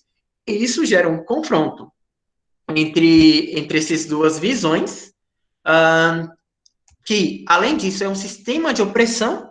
Eu não vou adentrar nisso, porque já foi tocado esse assunto aqui, e que se cria aquela ideia de sexualidade natural, que não tem sentido, como já foi colocado também. Então, percebam, a partir da ideia de cis-heteronormatividade, o STF, então, considera que os LGBTs são um grupo racializado pelo hegemônico heterossexual e, portanto, seria uma espécie de racismo. Esse seria a ideia, então, colocada. E a primeira coisa que a gente aprende na nossa sociedade é que heterossexualidade é a norma, né? É a regra. As outras seriam, no máximo, diferentes, o que gera muito dos problemas que nós temos. E aqui, eu acho muito interessante também a gente ter em conta a interseccionalidade, para conceber os diferentes marcadores sociais de uma pessoa. Os conceitos que aprendemos em salas de aula, eles costumam ser bem mais complexos. O mundo tende a ser muito mais complexo do que os nossos conceitos de sala de aula. E esses instrumentos, de opressão, eles têm de ser combatidos juntos. E eu vou exemplificar de uma forma que eu vou tentar ser bem didático, esperando que para aquelas pessoas que ainda têm dúvida do que é interseccionalidade, eu vou tentar explicar agora. Vamos supor que esse é um sujeito, uma pessoa na sociedade. E vamos supor que essa pessoa, ela tem um marcador de raça, ou seja, ela é negra. E com isso ela é discriminada pelo hegemônico branco e sofre de racismo. No entanto, essa mesma pessoa é uma mulher. Então, além de sofrer com racismo, também cruza em si o gênero. É uma mulher dentro de uma sociedade machista. E, além disso, é uma mulher lésbica. Então, vejam, ela já é oprimida pelo racismo, pelo gênero e pela sexualidade, em contraponto a um hegemônico. E vamos, então, supor que essa mulher ainda é pobre. Ou seja, ela já é negra, mulher, lésbica e pobre, sofrendo também opressão classista. Vamos avançar ainda mais? E essa mulher ainda é deficiente. Ou seja, ela tem em si os marcadores de raça, sexualidade, classe, gênero, deficiência e sofre os preconceitos típicos de cada um. Como será que essa pessoa vai agir? Ela não vai virar e falar, de meio-dia até as 2 eu vou ser feminista, aí das 2 às 6 eu vou combater a cis-heteronormatividade, das 6 à meia-noite eu vou combater o capacitismo e assim por diante, tá vendo? Todos esses sistemas de opressões, eles têm que ser juntos. Para que eu estou dizendo isso? Para defender, de certa forma, a ideia de que sim, nós temos de combater todas essas opressões de forma conjunta, de forma a combater todos esses sistemas que eles agem de uma forma única na nossa sociedade. Então, isso é uma defesa, de certa forma, a inclusão do STF, do combate à LGBTfobia dentro da lei maior que nós temos contra a discriminação. E eu vou colocar aqui algumas questões. Há críticas, muitas críticas a esse processo de criminalização, por misturar conceitos sociológicos com conceitos jurídicos. Reparem que eu tratei muito mais sociologia do que de direito aqui, né? Essa é uma das críticas que se dá a esse julgamento. E outro, há autores que consideram que LGBTfobia não devia ser encaixada como racismo, mas como uma espécie de sexismo. Porque, de fato, O sexismo é que oprime pessoas LGBTs por não cumprirem os papéis de gênero pré-colocados. Autores como Roger Halpe, que esteve na minha banca de qualificação, acreditam que, na verdade, seria melhor equiparar o sexismo. Daniel Borrilho, também um argentino, também um jurista argentino, também coloca isso. Agora, chegando já ao final, vamos lá. Há uma possibilidade, em resposta às críticas que se colocam, de uma racialização estratégica do movimento LGBT. Diante das dificuldades todas enfrentadas por nós, talvez fosse mais interessante a gente se equiparar à raça, então, e a racismo, porque é a oportunidade que se apresenta.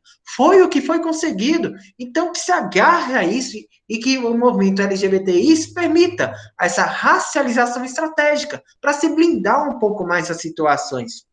E o próprio voto do Celso de Mello, ele foi inédito, porque ele fez claras referências ao momento atual, ele fez claras referências às eleições de 2018, em que nós tivemos um candidato que venceu as eleições, mesmo se declarando sem vergonha de demonstrar, sem vergonha de demonstrar toda a sua homofobia, todo o seu asco às pessoas do movimento LGBT. Então, o STF fez esse movimento também em uma proteção ao contexto de barbárie. O Celso de Mello chegou a falar de barbárie, de retrocesso civilizatório. Então, por isso, talvez seja interessante essa racialização estratégica. E tivemos reações e contra-reações. Primeiro, do Congresso. Nunca antes na história o Congresso pautou tantas PLs sobre LGBTI-fobia como foi depois da ADO. Incrível! Depois que teve o julgamento, e durante o julgamento, muitos projetos de lei foram colocados em discussão, mas nenhum deles foi aprovado, nenhum deles avançou. E, gente, eu falo contra e a favor. Nós temos tanto projetos que visam legalizar de forma positivada a criminalização, quanto a projetos que repudiam veementemente a possibilidade, porque acreditam que é uma afronta à sua liberdade religiosa. E, de outro lado, nós temos recursos ainda em julgamento sobre a ADO, viu?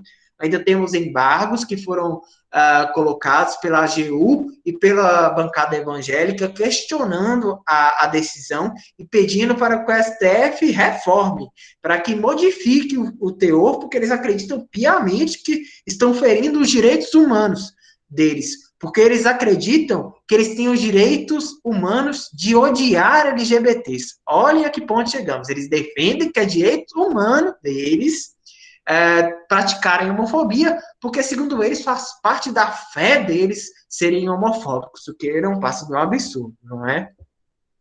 E sobre os votos, foram muito extensos. O Celso de Mello teve 6 horas de votos, tivemos diversas votações, né? E, gente, uma coisa aqui é que o direito ele não é uma ilha.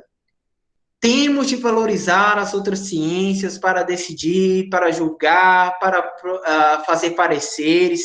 Quem estuda a sociedade é a sociologia, quem estuda a cultura é a antropologia, a política é a ciência política. Vamos pegar um pouco dessas ciências também, vamos sair um pouco daqueles nossos doutrinadores e pesquisar também outros fora do nosso meio jurídico, para expandirmos ao máximo a nossa visão. Ser jurista envolve muita responsabilidade. Nós estamos lidando com direitos fundamentais, temos que expandir nossas visões, temos que fazer pesquisas. E daí vem as redes e conexões. Porque os votos, eles são extremamente ricos em pesquisas. Então, eu também clamo a vocês que pesquisem, procurem. Hoje nós temos a internet. Que meio milagroso para conseguir fontes é esse? Nós temos mais acesso hoje em dia, a livros e textos do que muitos filósofos, muitos importantes da antiguidade. Vamos aproveitar isso. Vamos usar dessas pesquisas, dos dados apresentados pelo Pedro, dos vídeos apresentados também pelo Marcelo, todas essas fontes. Vamos procurar. As possibilidades são imensas. E outra coisa, sobre pesquisar, eu também falo alguma coisa. A pesquisa científica, ela não é querer provar nosso ponto de vista. Não é para ficar dando parecer. pesquisar envolve pesquisar quem você concorda e quem você discorda também. Eu, ultimamente, para produzir minha dissertação, eu estou lendo muito os argumentos da bancada evangélica, daqueles que discordam do movimento LGBT, porque o que eu quero é fazer pesquisa, não apresentar um ponto de vista fundamentado. É, a partir da análise de contextos, dar alguma resposta. E vamos valorizar as pesquisas sociais e humanas. Vamos também valorizar a antropologia, é extremamente importante, sociologia, tão importante quanto saber direito penal, direito civil, direito constitucional, é saber como a sociedade se organiza de uma forma mínima, pelo menos. É compreender isso de uma forma mais clara, porque a nossa responsabilidade enquanto jurista, novamente eu reforço, é imensa. Aqui eu coloco algumas referências, indicações, isso eu, sem nenhum problema, eu posso encaminhar depois, né? Muitos do que eu citei estão aqui, isso sem problema pode ser disponibilizado. E agora, então, eu agradeço a atenção de vocês e vamos, então, aos nossos debates. Agradeço a atenção.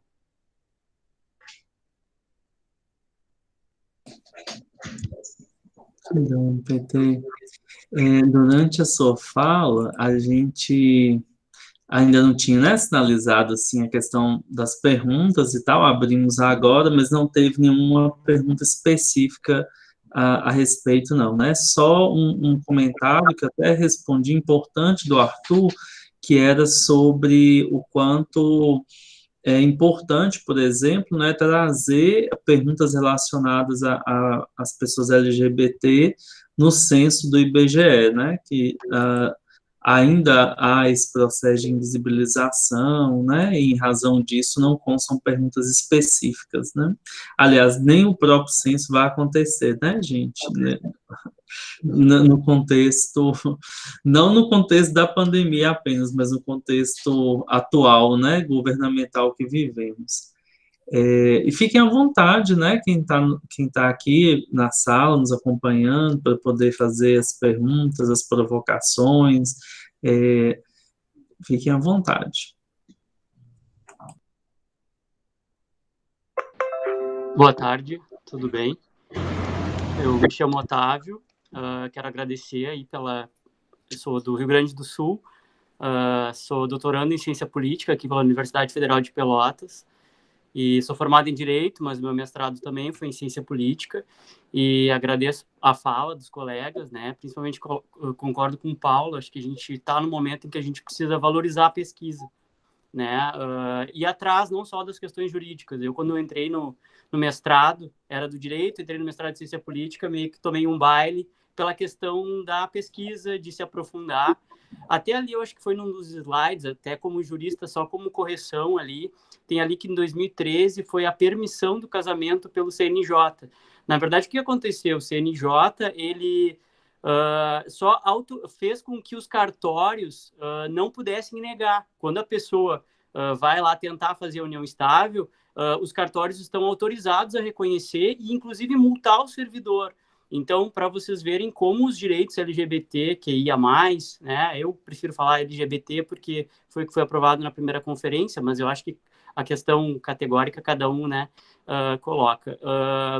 Vê como são ainda muito falhos, né, porque a gente tem decisões que juízes de primeira e de segunda instância podem negar, mesmo tendo STF, então não existe projetos de lei. Na minha dissertação de mestrado, eu estudei a judicialização da política, nesse caso da união homoafetiva, e as reações que houveram depois de 2011, que é o backlash, que nós chamamos, quando existe uma reação conservadora. Então, o que eu pude ver, né, é que insurgiram vários projetos, inclusive questionando a própria decisão do STF. O projeto Estatuto da Família, que foi feito lá em 2013, ele continua em tramitação ainda no Congresso. Então, eu acho que esse momento, para todos que estão aí, né, que escutaram essa palestra, as palestras excelentes dos colegas, né, é pesquisar e a gente não bater muito nessas questões do STF. Acho que vale a pena a gente analisá-las, mas a gente não condenar e não criticar, porque a nossa democracia ela já está frágil. Os movimentos que hoje existem já estão querendo contrapor esses mínimos direitos que a comunidade LGBTQIA+ conquistou. Então, eu acho que a gente tem que reforçar principalmente essa instituição judicial, pesquisar e ir atrás desses movimentos e nos unirmos. Eu acho que é o principal. Agradeço aí pela exposição dos colegas, aprendi bastante, printei os slides, e se pudessem disponibilizar depois por e-mail, seria bem legal, porque para minha pesquisa do doutorado, que agora eu pretendo continuar, mas nessa questão de direitos LGBT e a desdemocratização, né, que a gente está vivendo a nível nacional e mundial, eu agradeço a vocês. Um abraço.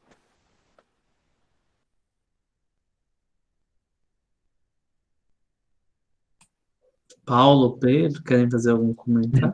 Obrigado pelo comentário, Otávio. Bom saber que nós estamos chegando a diversos lugares do Brasil, né? Também, lá em Pelotas está nos vendo.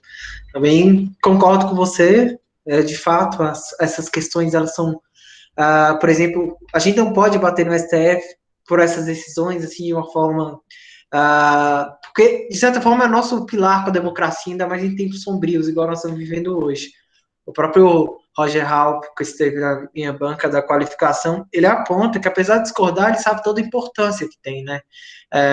Que ele sabe que você não pode fazer a crítica pela crítica, apesar de estar complexo, né? Vocês viram que eu tratei muito mais de sociologia do que de direito para explicar a criminalização, porque, de fato, ela é muito mais sociológica do que jurídica, mas, de fato, a gente tem que ter muito cuidado.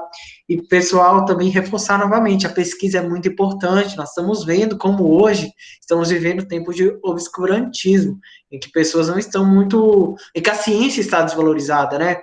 E se a gente não fizer boas ciências, boas pesquisas, a gente tende a prejudicar um pouco nessa legitimação, nessa, vamos dizer assim, no respeito da ciência para as pessoas, né? Então, de fato, façamos boas pesquisas, vamos fazer parcerias com os colegas também, porque eu acho que também é pedir demais para a gente, por exemplo, fazendo um curso, querer abordar questões psicológicas. Eu não vou escrever um artigo sobre psicologia, porque eu não sei psicologia, mas quem sabe algum colega da psicologia, vamos escrever junto, porque aí já tem um embasamento sociológico ou psicológico, jurídico, muito interessante para se aliar ali, para se construir algo, analisar os dois lados. E uma coisa que eu queria comentar, que eu acabei esquecendo também, é para tomar cuidado também quando a gente vai escrever essas coisas,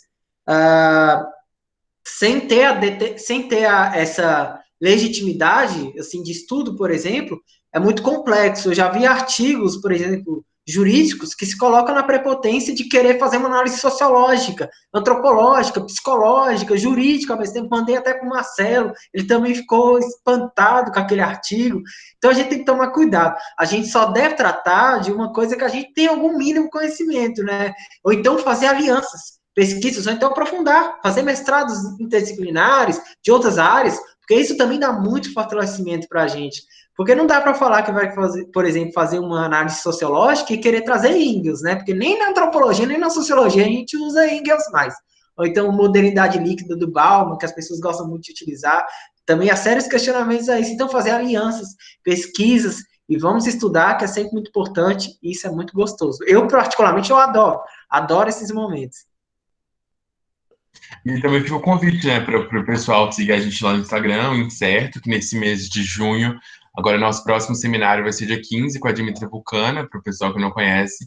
Ela tem um canal no YouTube, que é a Doutora Drag, e um podcast também no Spotify, que é o Hora Drag, que é bem legal. A gente vai discutir sobre direito do trabalho e questões LGBT. E também nesse mês de junho, a gente está aí... toda quarta-feira vai ser um relato sobre a não binariedade. A gente convidou 4 pessoas para falarem sobre o assunto, então a programação está bem bacana. A professora Marcelo já mandou aí no chat.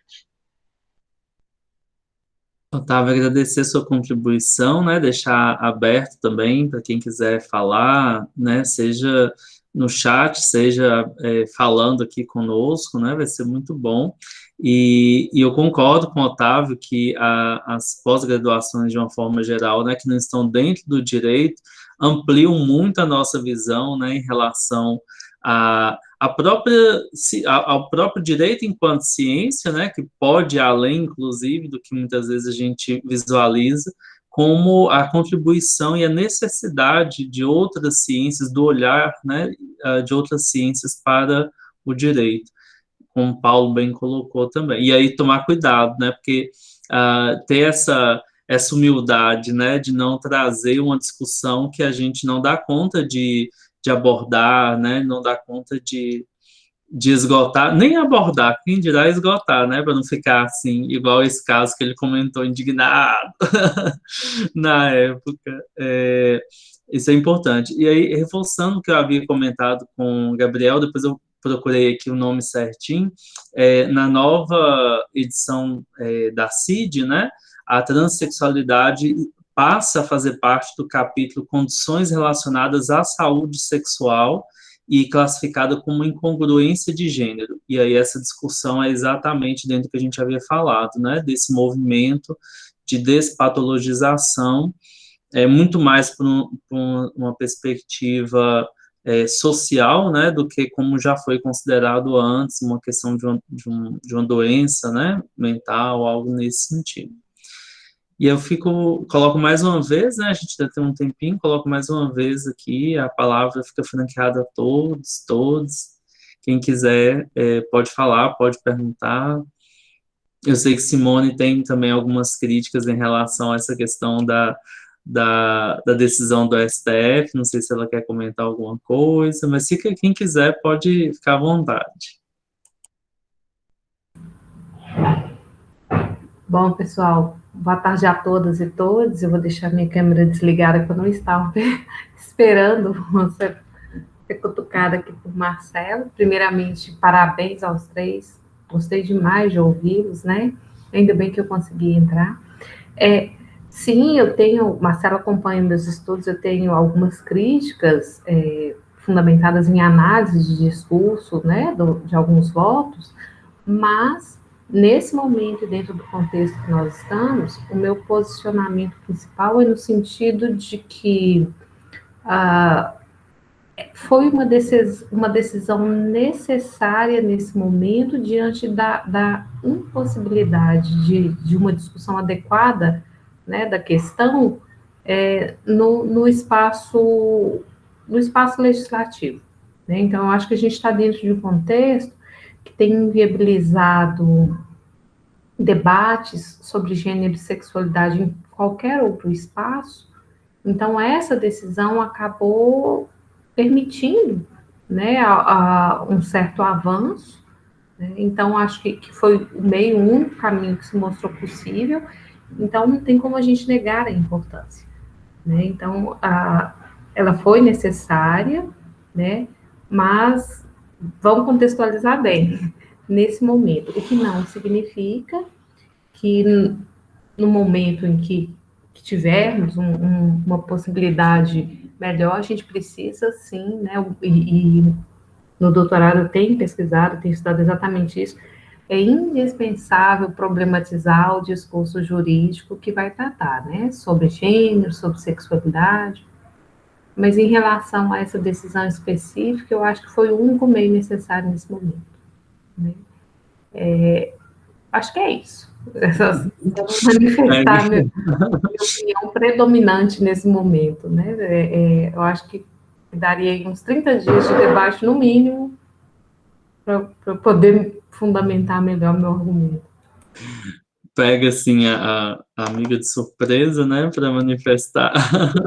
Eu queria comentar isso, eu também esqueci, eu também concordo com esse ponto, por incrível que pareça, porque eu acho lamentável que as conquistas LGBT sejam todas pelo STF, isso é o possível, mas não é o ideal. Acho que é uma coisa que a gente tem que ter muito claro. A gente só faz isso porque o legislativo não legisla, né? Mas o ideal seria que fossem essas posições todas pelo legislativo, ao contrário, e não por decisões judiciais. Agora a Luciana levantou a mão, passar a palavra a ela. Boa noite a todos. Era puxar esse gancho mesmo que você trouxe para a gente, Paulo, e a professora Simone também trouxe, que infelizmente a gente vê aí, né, em dias de luta, uma luta diária, nós, pessoas LGBT.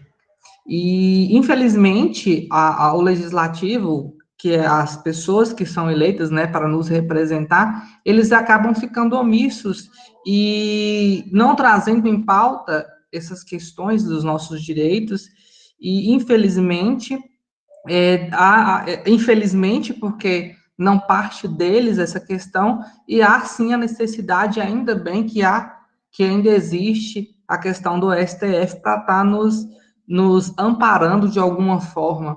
E com relação à criminalização, né, que foi incluída na lei de crime racial, eu acho que, na minha concepção, como estudante e como futuro jurista, eu penso que é um assunto muito complexo, um assunto muito espinhoso, como foi falado, salvo engano, pelo professor Marcelo, e é um assunto que talvez o STF não quis ficar inerte, no sentido de ver o que estava acontecendo e, eu não vou fazer nada, mas, ao mesmo tempo, ele não quis bater de frente com o Congresso e tomou essa medida, meio que uma segunda opção, tendo em vista que o MI, né, foi se impetrado esse mandado de injunção por falta de lei, mas que com nada se foi, né, nada foi à frente, digamos assim, na questão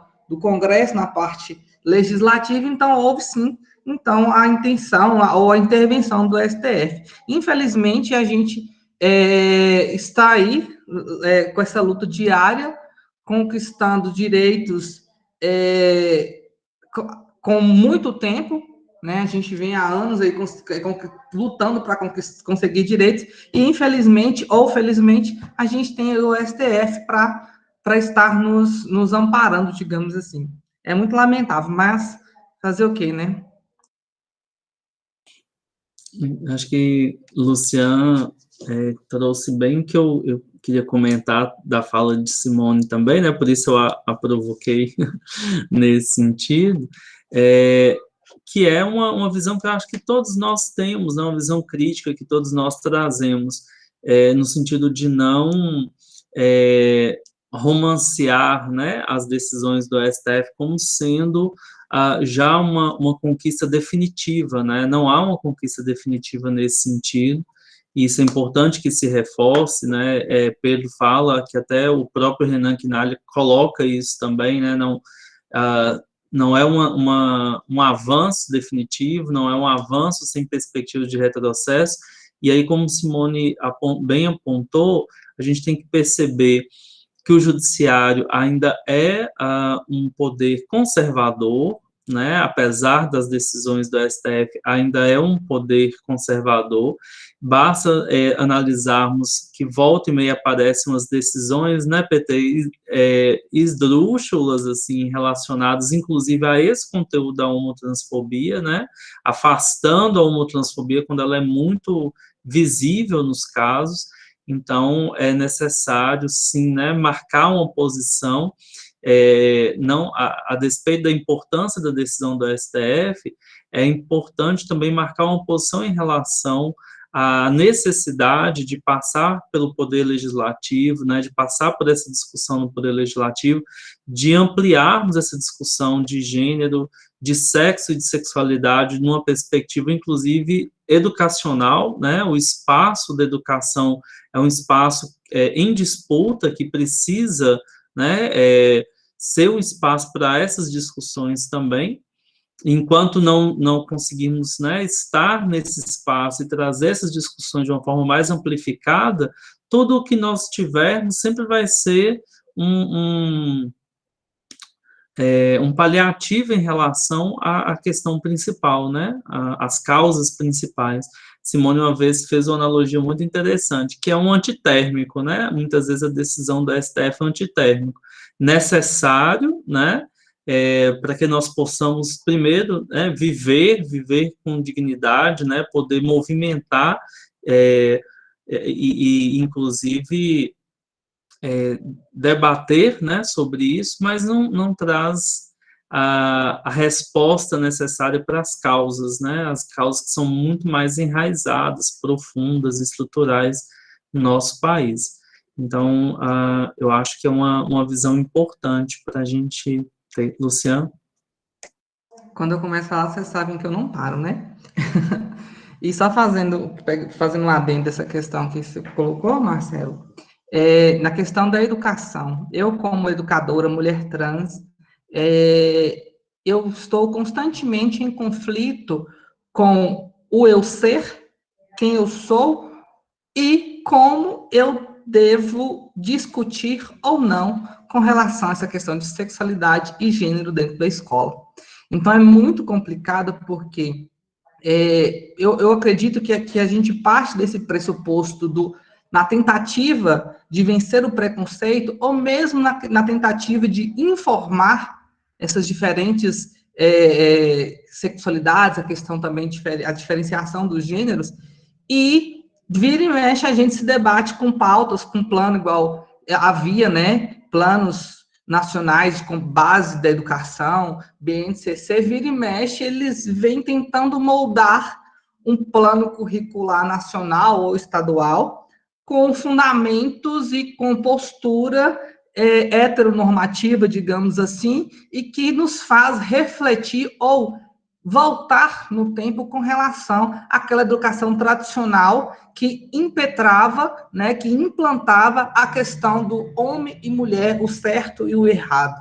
Então, assim, eu como educadora, como mulher trans, e vivo aí nessa luta, além dessa luta diária por ser quem eu sou, ainda me deparo com esses conflitos com relação na minha profissão. Porém, eu acabo que abro essa pauta de discussão e sou muito aberta com relação a isso. Meus alunos perguntam, eu não me hesito em responder em momento algum. O governo, não pode falar isso na escola, não estou nem aí. Me perguntou, é minha vida pessoal, eu falo. Aluno quer ouvir bem, se não quer, posso fazer nada.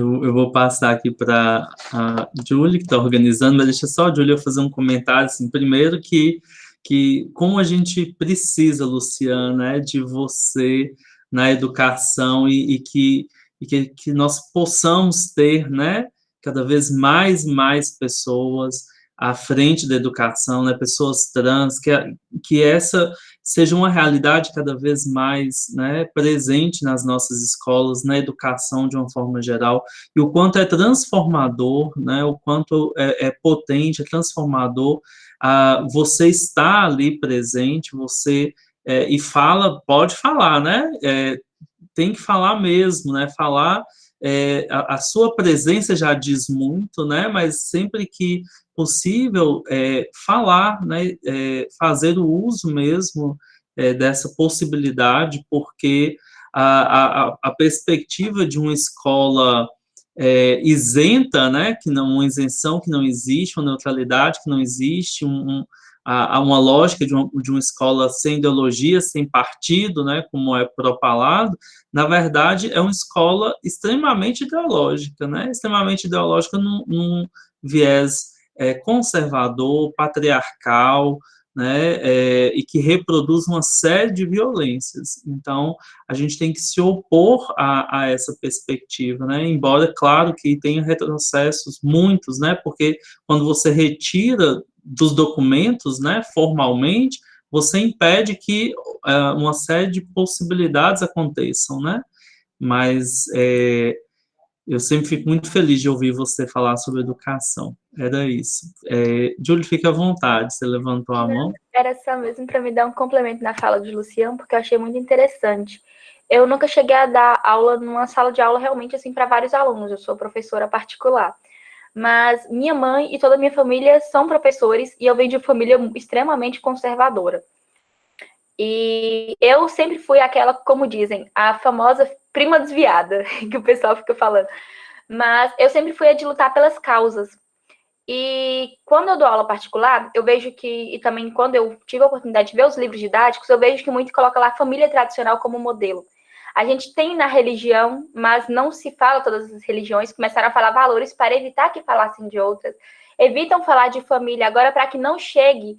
Só que eu penso, por eu ter amigos também que têm filhos adotados e tudo, e que são tanto 2 pais e 2 mães, eu vejo que, cara, o pessoal fala o tempo todo assim, todos temos que ter direitos iguais. As crianças não podem ver um casal gay, a criança não pode ver um casal lésbico, a criança não pode ver isso. Mas e a família do outro coleguinha que tá lá? Então, assim, é uma coisa que eu sempre tentei explicar na minha aula particular, quando o tema é família, que inclusive vem muito esse tema, né? A gente ainda tem ensino religioso, e vem muito sobre família. E eu sempre tento buscar modelos de famílias diferentes para apresentar. Porque, assim, eu acho muito errado a escola não apresentar isso para uma criança. Porque a gente não nasce preconceituoso, a gente não nasce homofóbico. A gente é construído por uma sociedade assim. Então, eu acho muito legal essa forma do Luciano falar da vida dele pessoal. Acho extremamente correto, extremamente necessário. Já entrei em debate com a minha mãe exatamente por isso. Que a minha mãe fala que tem isso que não vale, isso não vale. E eu sou contra, eu sou meio contra que luta a favor da igualdade. E, gente, eu só tenho que agradecer muito o Luciano e todos que lutam por essa causa, porque eu sou muito feliz quando eu vejo essa luta pela igualdade. Eu acho que o mundo, ele precisa ser melhor e a gente tem que começar pelos pequenos.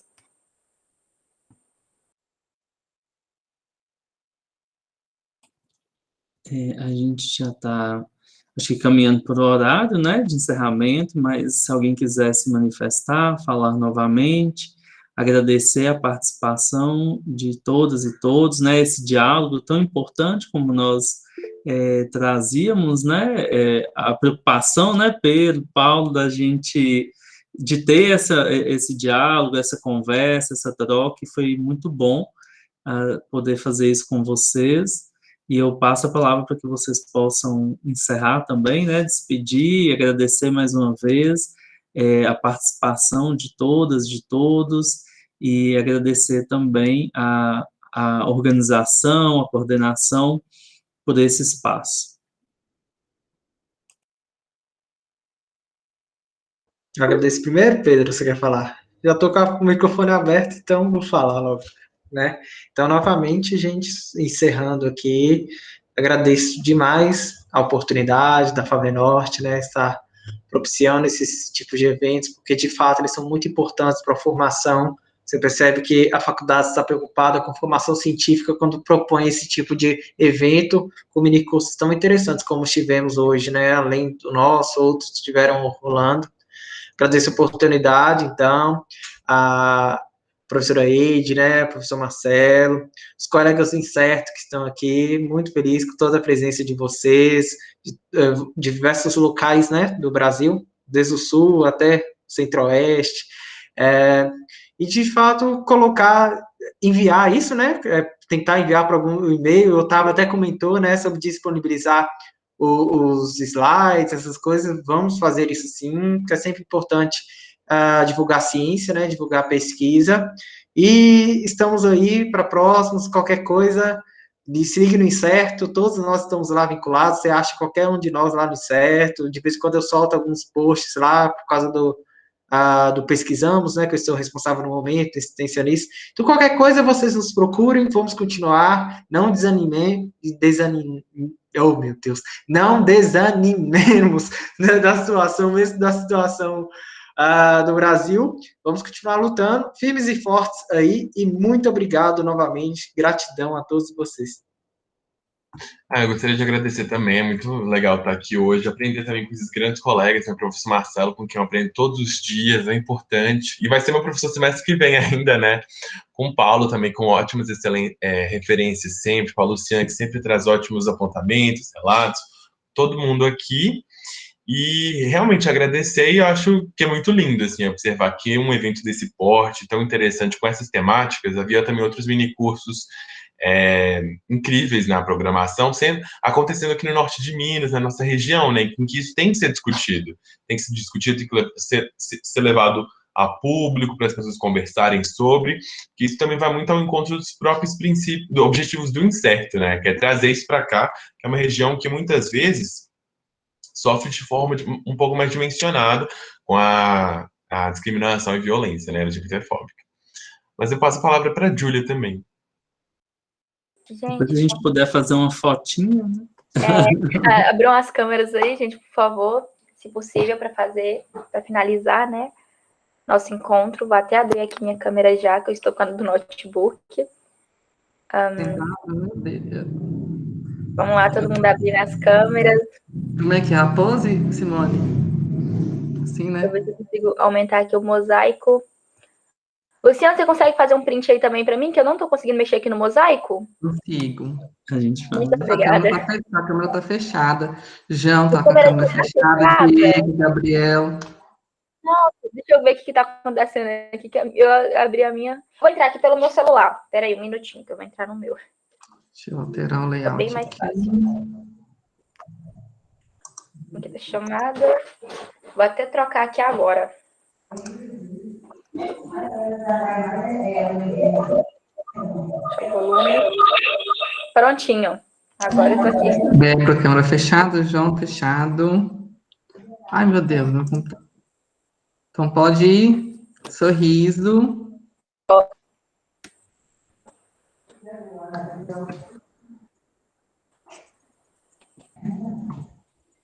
Isso. Eu vou mandar para o professor Marcelo. Combinado. Muito